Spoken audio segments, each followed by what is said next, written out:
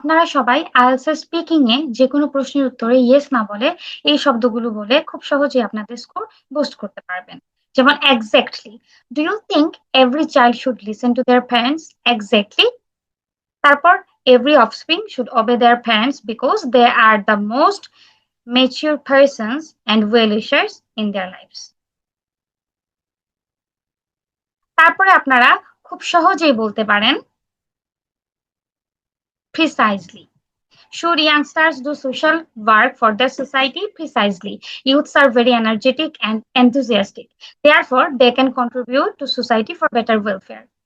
Definitely. Did you go to a religious institution when you were a child? Definitely. When I was a kid, I used to go to temple or a mosque with my parents regularly. Undoubtedly, বলতে পারেন, should the education system of your country be changed? Undoubtedly. It should be reformed as soon as possible for the betterment of the nation. তারপর বলতে পারেন, of course. Did you stay with your grandparents when you were a child? Of course. When I was a kid, I used to reside with my grandparents in the same house. Absolutely.